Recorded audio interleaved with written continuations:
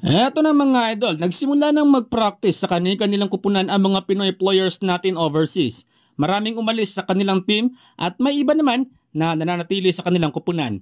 Habang yung iba naman ay nag-upgrade ng ligang pinaglalaruan, tulad na lamang ni Terdy Ravenna. Pero may isa pang player overseas na wala pang update kung saan nga ba ito maglalaro. Eto nga ay si Renz Abando. Marami ng mga teams mula sa iba't ibang liga ang interesado dito kay Abando pero wala pa rin natipuhan ang kampo nito.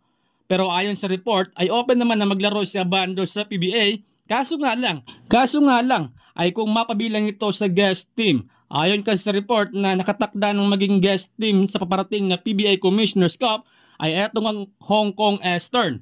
Kabilang din ang Eastern sa paparating na EASL. Wala pang confirmation mula sa kampo ni Abando at ng Eastern kung makapaglaro ba ito sa kanilang kupunan. Samantala, naging intense nga ang naging laban sa PBA kahapon sa pagitan ng Blackwater Bossing at ng Phoenix Fuel Master. Naghalimaw ang bagong import ng Phoenix na si Brandon Francis na kung saan ay nakapagtala ito ng 45 points sa kanyang debut game.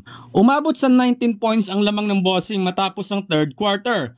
Pero kamuntikan na sana silang matchok matapos uminit ang import ng Phoenix. Sayang ang naging performance ni Francis dahil wala na talaga itong nakatulong sa opensa bukod kay Perkins. Sa Bossing naman ay naitala nila ang kanilang magkasunod na panalo. Grabe ang halimaw ng import ng Bossing.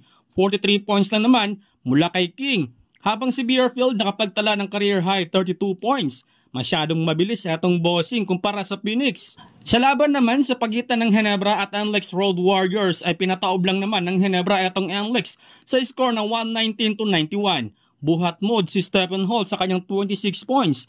20 points kay Ahan Misi, 19 points kay Thompson habang 19 points naman kay Abarientos. 13 points lang ang nayambag ni Brownlee sa kupunan. Balanse ang scoring ng Ginebra. Malakas talaga itong Ginebra kung iinit sa opensa sina Holt at Abarientos. Ayon kay Holt na malaking adjustment umano ang kanilang ginawa at hindi nakafocus kay Brownlee ang opensa.